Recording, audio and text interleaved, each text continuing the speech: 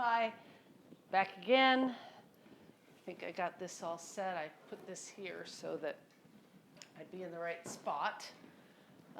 Again, I was going to try to do this outside, but it's too windy, and it's not as cold as it looks. It was just walking into the wind was cold today, but we're supposed to get some rain, and my plan for this afternoon is to put my dahlias in pots and plant my tomatoes. So wish me luck on that one. I'm doing much better today than I was yesterday, thank you. I went to bed at 7:30 and I didn't get out of bed until 6:30, which is unusual for me. I'm usually up with Chip at 5 o'clock in the morning and we're on our bikes by 6, and I didn't do that today. So anyway, sometimes a person just needs to do that. We're almost done with this reading, and I want to thank you for helping me get through another April and for keeping me company right now. It's really been great, and this is the first time I've done anything like this, so thanks for being kind in your response. We're at chapter 13 now, and the title is Amazing Grace. And again, remember that this all happened a while ago now, and I'm not going to stop every time and say what's changed or what's different or where we're at. But this book, Take Good Care of the Garden and the Dogs, came out in 2010, and it was written in the time between that one and my first book, which was in 2005. So it's in that timeline between 2005, 2009 or so.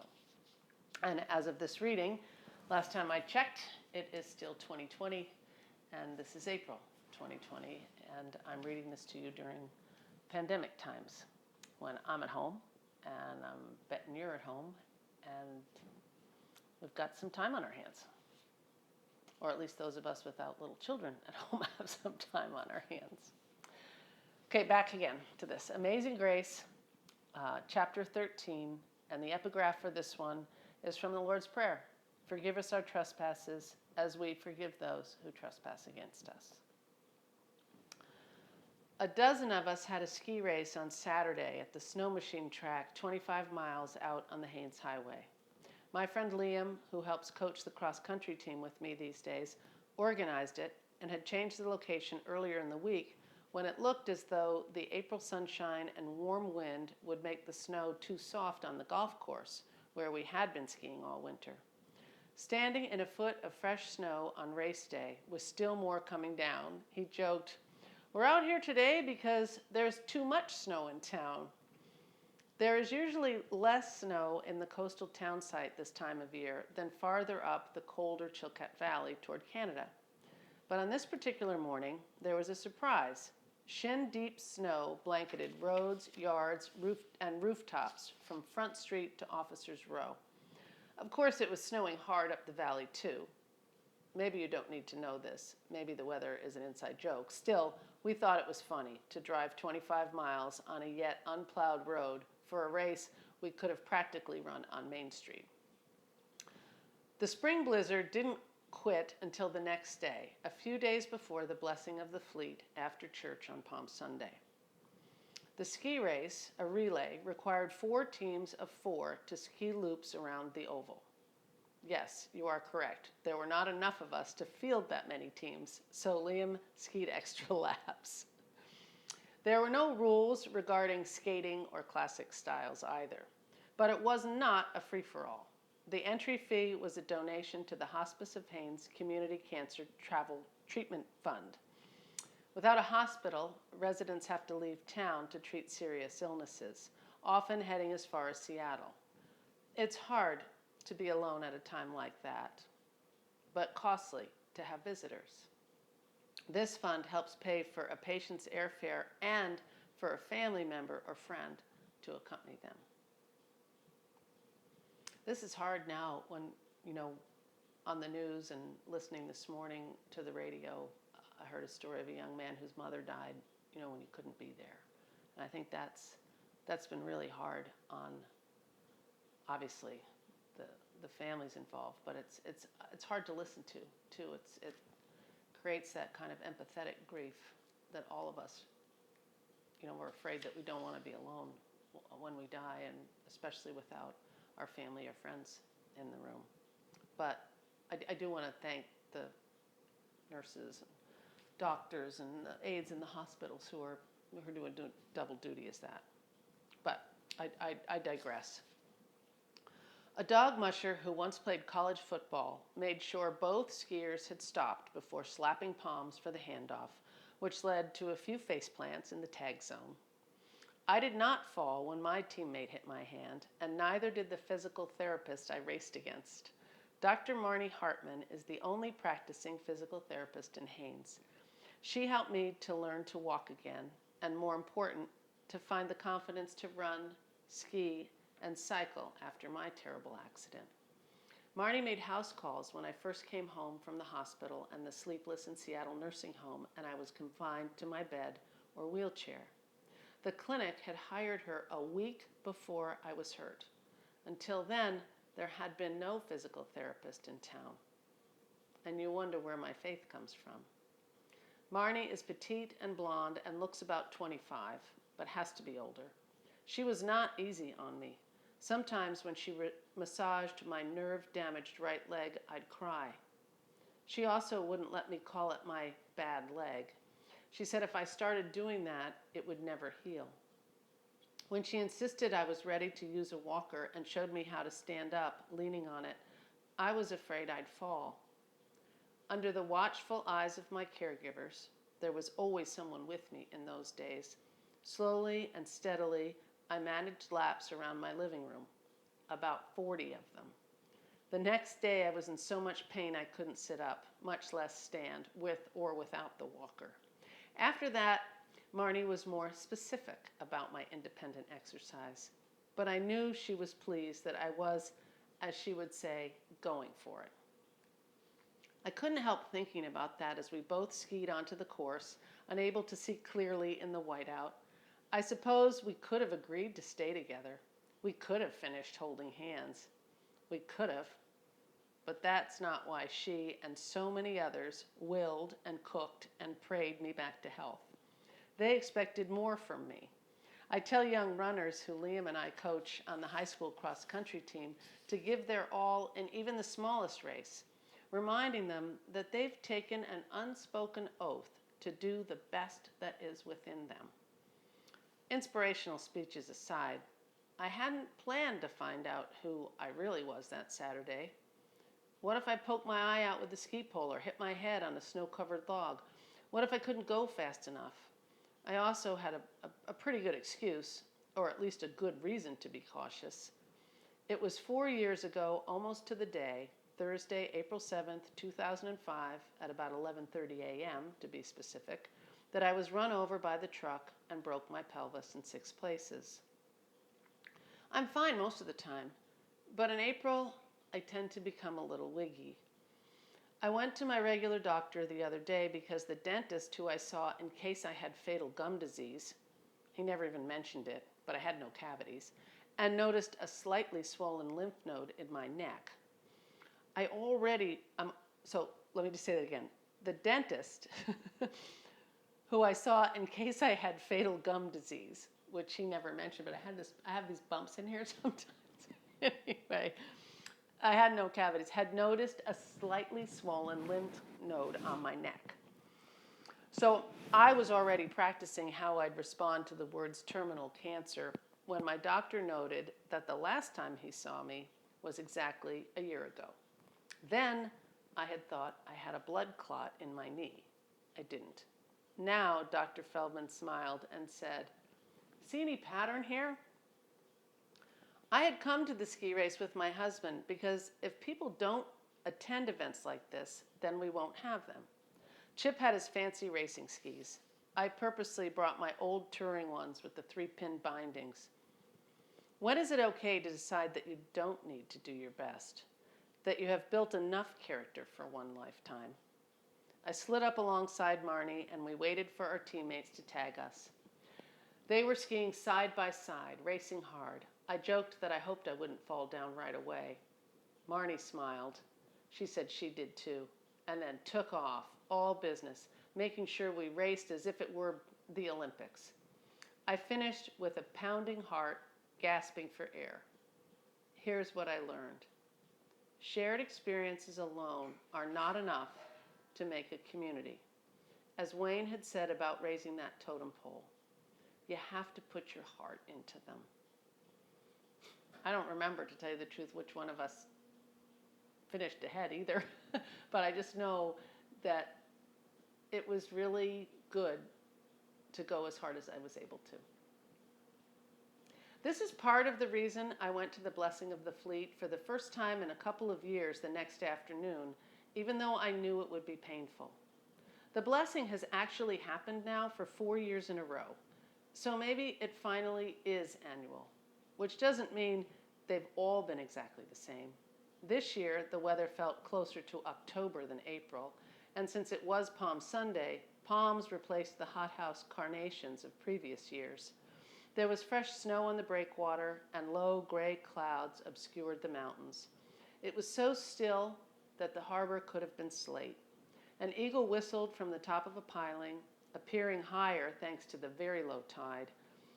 I really didn't have an option not to attend, since our women's choir was singing 2 anthems, our old standby, Dona Nobis Pacem, and God Be in My Head, which was written by a well-known English church composer, John Rutter.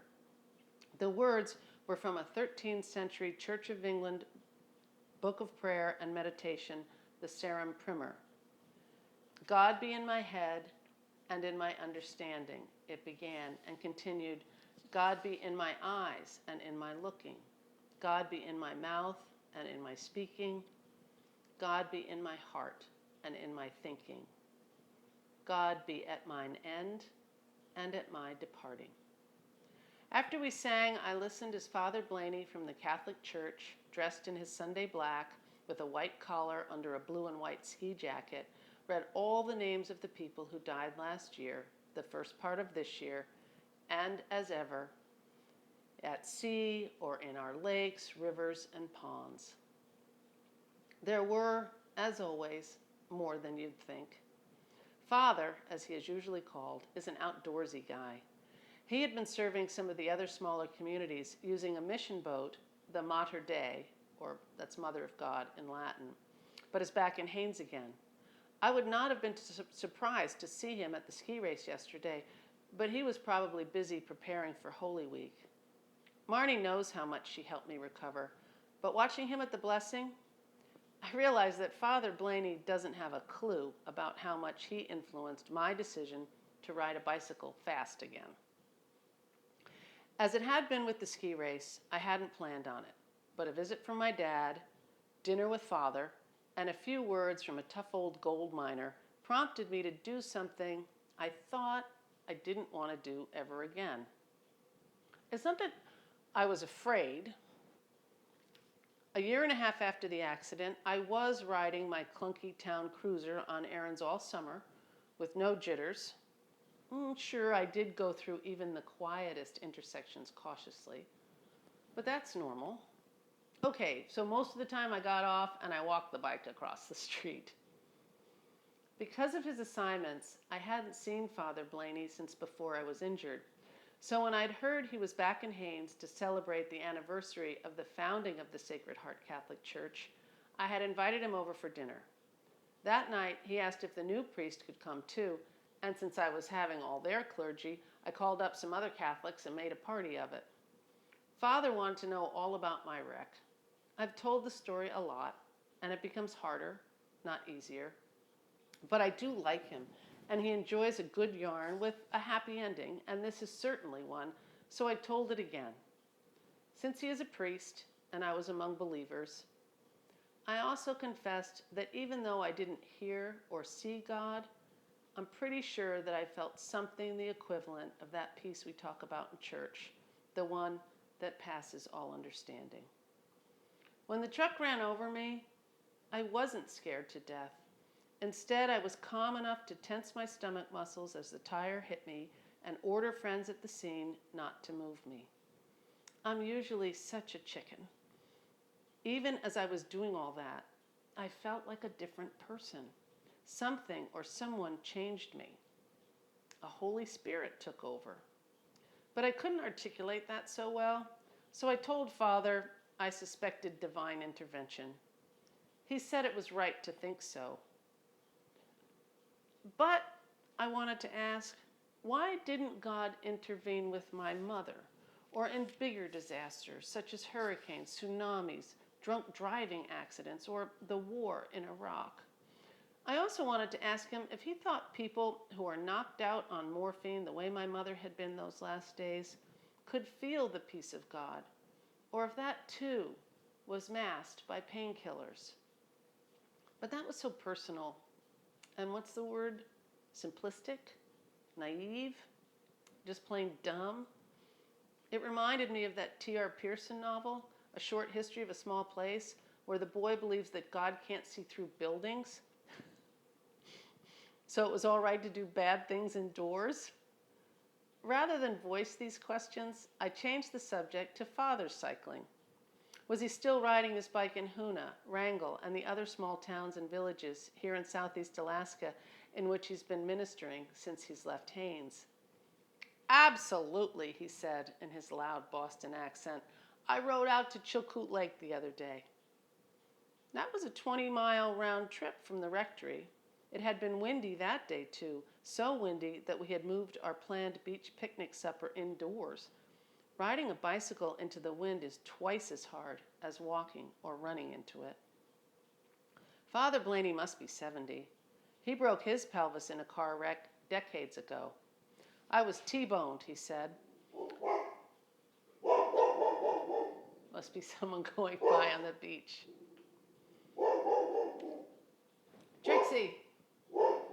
Trixie, hey, come here. They'll recover in a second. This is my life. Hey, Pearl, come here. It's okay. Yes, it's fine. It's fine, everybody. Calm down. Oh, jeez. Sorry, I better get back to Father Blaney. With everybody's walking on the beach and it's high tide, so they come closer to the house.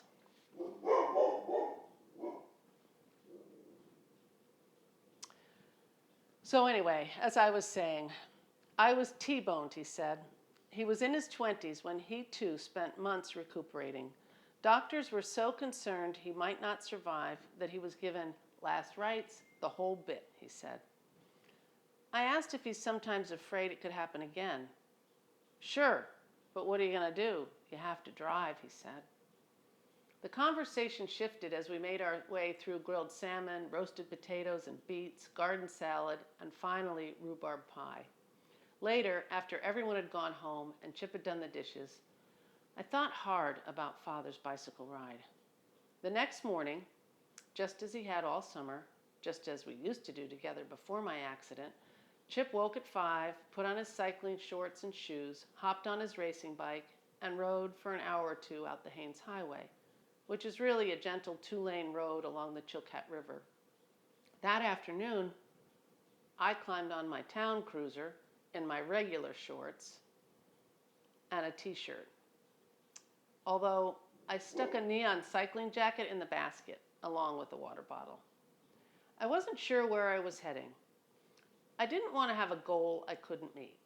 So I pedaled over Cemetery Hill, through the intersection where Kevin's truck had run me over, down by the boat harbor, along Front Street, and right out Lutak Road along the inlet. There were high clouds, but no hint of rain. It was warm and calm. A nice afternoon for a long, slow ride. Before I knew it, I was at the ferry terminal, cruising by the rusty old sawmill where Chip once worked, and winding down along the shady shore, up the cooler, gurgling Riverside Road, and finally arriving at Chilkoot Lake. I had seen only 6 cars and trucks the whole trip. I stepped off the bike and took a long look out across the lake. It's rimmed by spruce forests and high, rocky mountains that keep some of their snow all year. It was empty, and I was alone, except for an RV parked across the turnaround. A couple descended from it and wandered over, enthusing that it was such a magnificent day, wasn't it? They asked if I was from around here. When I said I was, they wanted to know if I knew the woman who wrote the book about Haines, the one called If You Lived Here, I'd Know Your Name. My hair is longer than on the jacket photo, and grayer. They had heard she'd had a bad accident and wanted to know if she was okay. She was, I told them. I didn't say that she was me. The last time I had planned a long bike ride, I had been preoccupied with thoughts about the woman who wrote that book. That hadn't gone so well. I figured it was safer to leave her home that day. A few days later, my dad arrived for his first visit since Mom's death. He looked thinner than he had at her funeral. I jogged with him on my now regular loop, but instead of running up Cemetery Hill, we slalomed down it, the way we had near his house, and as always, we talked. He admitted that staying alone in our guest room above the garage was the hardest part about being in Haines without my mother. He also wished he knew how to use the digital camera he'd bought her for Christmas a couple of years back. He'd like to take some pictures of the farm and of her garden to show me. He's been keeping up with it. Then he asked if I thought my mother knew she was dying, and if I thought there was something more she would have said to us, if she could have. Like me, he had been wondering. She had hung on so hard to life. Maybe there was some unfinished business.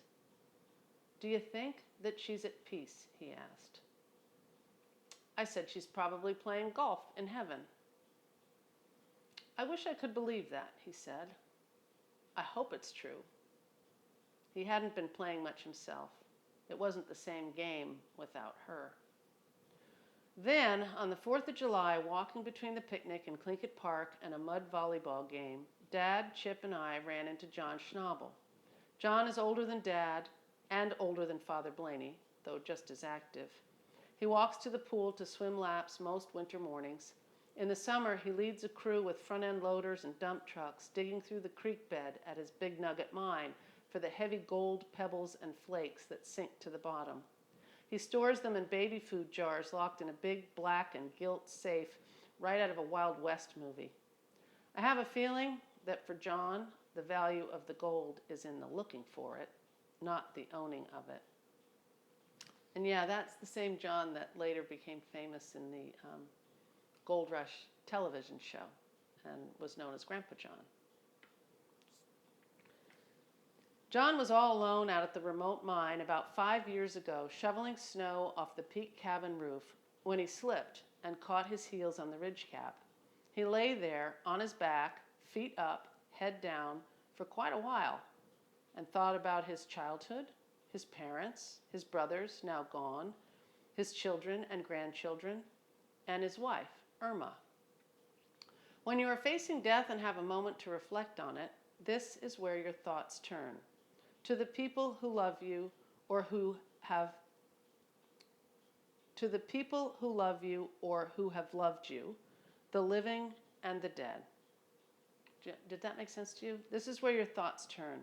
To the people who love you or who have loved you, the living and the dead. After concluding that his life had been blessed, John unhooked his heels from the ridge cap and shot off the metal roof like a backward luge sledder. He managed to haul himself into his pickup and drive out the miles of rutted snow road to the highway and another 20 miles or so to the clinic in town, where he leaned on the horn until someone came out and helped him inside. He had broken a few ribs and cracked his pelvis, but he made it to his 80th birthday party on crutches and was back to work a few months later. He still shovels his roof. Before we parted, John raised his eyebrows and asked, "When are you going to get back on that bike? Chip looks awfully lonely out there all by himself." At the blessing of the fleet, my neighbor Betty Holgate looked awfully lonely too. I watched her carrying a palm frond up to the basket in front of Father Blaney as he called the name of her husband, Don, who had died this year.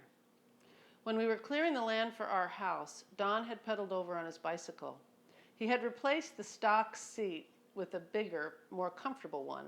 And since he always wore brown work pants and a matching shirt, he looked more like a farmer on a tractor than a fisherman on a bike. He could have been on the old Bert and I radio show, thanks to a dry wit and a Rhode Island accent. That day, Don had advised us to build the foundation of the house the same as the hull of a boat, so it would float in the pea gravel when we had one of the many small earthquakes that Chilkat Valley is prone to. He warned us not to let the well driller go too deep either, that there was good water between 30 and 50 feet, but if we were greedy and went deeper, the casing would go right through a layer of clay into the brackish water of the inlet and be undrinkable. That's true. Our water is good, and next door where the well is deep, it isn't. He told us that the only trouble we would ever have with the well water was that the minerals in it sometimes clogged the pipes. Then he explained what to do when it mysteriously shuts off. Shoot a .44 Magnum down the pipe to break up the mineral deposits. When another one of our neighbors crashed his plane on the beach one afternoon, I called Don, he was a pilot as well, before running out with an armful of blankets for the survivors or, God forbid, victims. By the time I post-holed through the deep snow, Don had already helped the pilot and his wife and grandson out of the wreck. No one had even been bruised, and was organizing the volunteers from the fire department to lift up the plane's crushed nose and slide the whole rig up to safety. Before climbing back into his truck, Don observed that there are only two kinds of bush pilots, ones that have bent a prop and ones who will. I think now that there are two kinds of people, ones who have had something bad happen to them and ones who will. Don was almost 80 when the wear and tear of an active life caught up with him, and he took a fall he never really recovered from. He was not a hospice client. Betty prefers to keep everything under control, herself, as she says.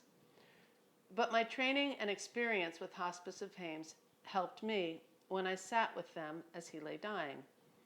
I wouldn't have thought I could sleep in a wooden rocking chair, but I must have. I woke with a twitch and heard Don breathing, quietly and slowly. Then he stopped and I counted 1, 1,000, 2, 1,000, 3, 1,000. I reached 6, 1,000 and was holding my own breath when Don finally inhaled again. I was relieved. Letting someone go for good, even when there is no other option, is not as easy in practice as it is in theory. Don was under a pile of soft quilts made by Betty, who was stretched out beside him. They had shared that bed for 59 years, and she wasn't about to sleep alone until she had to. It was strange waiting for Don to leave us. It felt more and more as though we were opening a door and helping him through it, rather than closing one. As the hours turned into a day, and the day turned into 2, 3, and 4, he seemed to be moving closer to some place we couldn't see or hear, but could feel. The window above the bed was ajar. We hoped the sound of the stream flowing to the beach and the inlet flowing to the sea might help carry his soul there. Betty and I talked quietly in what had become a holy kind of darkness, she in the bed against the wall, me in the rocker, and Don sleeping between us.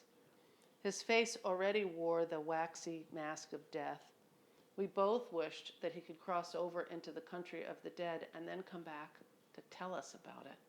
Don was such a good storyteller, but he wasn't communicating with us anymore. We listened for his breathing, but mostly heard Bart, the old Newfoundland, panting in the doorway. Don's kitten was on the bed, sitting up, watching everything. Betty didn't plan this home death. The volunteer ambulance crew arrived the night she needed some help. Don had fallen and couldn't stand up, and she thought he might be down for good. After Don was stable and everything was less frightening, Fireman Al said Don might be too weak to survive a Coast Guard helicopter ride to the Juneau Hospital. He also was pretty sure there wouldn't be much they could do for him there either, and they'd probably send him on to Seattle. Al spoke to Betty and Don as the friends they were, and then he and his crew carefully carried Don back to bed. Betty had called me after she dialed Al, so I was there and promised to stay the night. A saint of a nurse from the clinic arrived and performed the simple tasks needed to keep Dawn clean and comfortable. She left after assuring us we could call her any time. Dawn's niece and her husband took the ferry from Juneau the next day, and more neighbors and nurses popped in and out. Sometimes everyone talked and laughed. Sometimes we were still and quiet. And sometimes there were hugs and tears. Near the end, an old friend from back east called on the phone. He was not well either. Betty held the receiver up to Don's ear while his friend said he would be joining him shortly in heaven, but he needed a 1,200-foot grass runway to land his Super Cub airplane on. He asked Don to build it for him. I'd gone home shortly after that, promising to relieve the night shift at 6 a.m. That's when Don lifted off gently into his final departure. Betty said he must have been waiting for something to do on the other side. She also decided not to call the ambulance to transport him to the morgue until morning. There was no need to wake up Al and the volunteers, and for a few more hours, Don was able to be in both of his homes, the one here and the one over there. So at the blessing of the fleet, Don's name was called with all the other friends and neighbors who had died this year, and Betty walked to the front and dropped one of her palm fronds in the basket. She took the walk twice this year. Their youngest son had drowned fishing commercially for halibut when he was in college, back when she and Don were younger than Chip and I are now. Betty trod the path again with the other palm, as Father called Jonathan Holgate with all those who were ever lost at sea. I hadn't known that Don and Betty were married when she was 17 and he was 20 until I wrote Don's obituary. Everyone said it wouldn't last, Betty told me. After Don's burial, a friend noted the closeness of their long partnership. They worked together in their boatyard and commercial fishing. Betty had a pilot's license too, and they were both good skiers. I can't think of any time I ever saw Don without Betty. They were a good team, their friends said. It will be hard for her now. I've always thought Chip and I make a good team. I was almost resigned to letting him cycle solo. Then a few days after my cruise out to Chilkoot Lake, I woke early and I borrowed Eliza's sleek Trek road bike, the same model as my old one, clipped her cycling shoes into the pedals, we wear the same size, buckled my own cracked helmet, and joined my husband on his ride. The sun hit the cathedral peaks, creeks dropped from the cliffs, and the pink fireweed painted the ditches. Everything was so right with the world that I wanted to sing, or at least say a little blessing. But I was gripping the handlebars too tightly, and we were going too fast. I did think of a line from a Mary Oliver poem, the one taped to my bedroom mirror, about another sunny morning and the lucky person who was in it. Chip had been right about my luck all along. But there was still one more thing I had to do in order to close the book on all of this trouble. I had to forgive Kevin, the driver of that truck, for running me over. I thought I sort of had. I mean, I knew it was an accident. It's not as if he meant me harm. He just didn't see me. I also knew, since I said my prayers every night, that God would forgive my trespasses. But then I read an essay by C.S. Lewis, who pointed out, not so helpfully, that when Jesus taught us to pray, forgive us our trespasses as we forgive those who trespass against us, his meaning was very clear. God will forgive us to the same extent that we forgive others. It takes two to tango. The previous November, I had been answering questions from a crowd at a bookstore in Anchorage, where I'd been invited to give a reading, when a stranger asked if I had spoken with the guy who ran me over since that day, and if so, what had we said to each other. I told her I hadn't talked to Kevin, but assured her it was just a coincidence. I wasn't mad at him. Haines can be bigger than you think, I said. We sometimes don't see some people for weeks at a time. I knew, but didn't say, that for Kevin the whole episode had been in some ways harder than it had been on me. He had told an Anchorage Daily News reporter that in Haines he would forever be the guy who ran Heather Lindy over. I also didn't admit that since my recovery, I had avoided the largest grocery store in town, which he manages, and stayed clear of other places where we might have met. It was easier for both of us not to be reminded of how closely our lives were linked. After that book talk, an elderly friend who had been at the Anchorage store, a wise, kind, old-fashioned woman, sent me a note. In her familiar script, she wrote, "Although it's none of my business," she felt it was important for Kevin and me to meet. She suggested that I, quote, "go into the store where Kevin is working, walk up to him without a word, and give him a big warm hug," unquote. She apparently realized that this might be difficult because after that, she wrote, "you can turn around and leave." She sent a note instead of calling on the phone, so I couldn't argue, and probably so I could keep rereading it. She knows me pretty well. Of course she was right. I decided it would be the perfect way to honor the anniversary of the accident. Can I tell you something, too? That woman that sent me that note was Irma Lee Hickel, who was married to Governor Walter Hickel here in Alaska for many years. And we had a kind of a odd friendship. I had met her in Juneau once at an event, and so whenever I went to Anchorage, we always had lunch together. Her family owns a fancy hotel there. So, yeah, that's in those small Alaskan world circles. Anyway, of course she was right. I decided it would be the perfect way to honor the anniversary of the accident. It would be a great way to make April good, a good month instead of such a bad one. That would also give me plenty of time to prepare for it, since it was 5 months away. We have Thanksgiving early at our house because Chip and one or more of the kids, this particular year it was our youngest, Stoli, spend the week in camp deer hunting. I didn't realize until a few days before they were scheduled to leave that I needed to buy a turkey. I had ordered an organic one from Mountain Market, but since the real holiday was still 2 weeks away, it wasn't in town yet. I called Simon, the butcher at Olrud's, the other small grocery store, but he said his turkeys weren't coming in until the following week's barge from Seattle. We could have moose or goat roasts. We could. I could make an all-Alaskan food kind of Thanksgiving. Or I could bake lasagna. It would be a good story. I could say there were no turkeys in town and we've been eating a lot of game lately, so we're going to have something a little different. It would be funny. The stuff of family legend. Lasagna could become a Thanksgiving tradition. The only trouble was that there were turkeys in town. They always have frozen turkeys at Kevin's store, and my friends and family know that. We've all walked by them, piled up in the freezer like a boxcar load of boulders. I silently cursed my do-gooder friend and her sweet as bread and butter note. It was almost as if she had planned this. Had she secretly hijacked all the turkeys bound for Haines so I'd have to go into the store where Kevin works? Did she know I wouldn't be able to forget about Thanksgiving just to skip right over it and go to Christmas? I had no choice, and this was becoming ridiculous.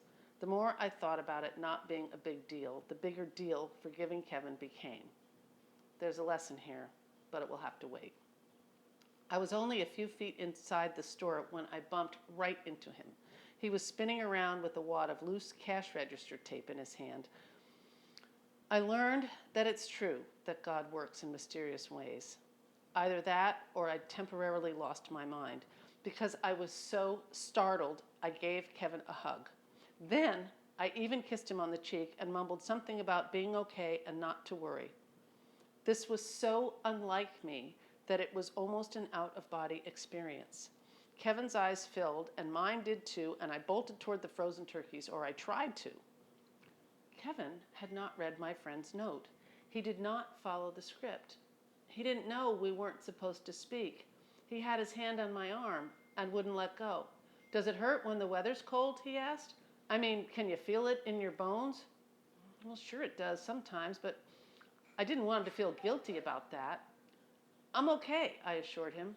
I was on my way for a hike up to Lily Lake and pointed to my boots to prove it. Then I turned to go, but he wanted to know more, and he was so sincere that I took a deep breath and told him the truth. This is why you should never ask me a penny for your thoughts. You're likely to receive a whole bank vault of them, especially in April, especially when I'm watching and participating in a community memorial and an open prayer service as thought-provoking as the blessing of the fleet. I stood there as the last few snowflakes of the season floated down onto the wet pavement of the harbor parking lot and made all these connections, sorting them out in my head and heart. I listened as Father Blaney called the final names and the church bell tolled. When at last it was all finished, I felt better than I had in a long time. I had survived another April. I was still here, and so were all these amazing people. This time, when we all sang Amazing Grace, I finally understood the words. I didn't focus on the wretch like me line, rather on 'tis grace that brought me safe thus far, and grace will lead me home. What I told Kevin in the grocery store that day, after my heart had settled into a more or less regular rhythm, was that the biggest change since he had run me over was a good one. There is a deep reservoir of gratitude way down inside me that wasn't there before. What I didn't say then, but what I will tell you now, is that it keeps overflowing when I least expect it to. It's why I didn't walk away from this year's Blessing of the Fleet as I had done the year before, and why, when the Presbyterian pastor caught up to me as I walked to the car and invited me to the church hall for fellowship, I went and had cookies and smoked salmon and coffee with Betty and Father Blaney and with everyone else.